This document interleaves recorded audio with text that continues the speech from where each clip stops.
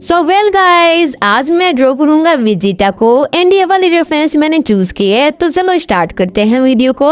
And हाँ, ये वाली ड्राइंग मैं brush pen and pencil colour से बनाऊंगा। सो गाइज, बैकग्राउंड को मैं पहले शेड करूंगा जिसमें मैंने ब्लैक एंड रेड का यूज करा है। सो आप एंजॉय करो वीडियो को, जहाँ मेरे को बताना होगा वहाँ मैं आपको बता दूंगा।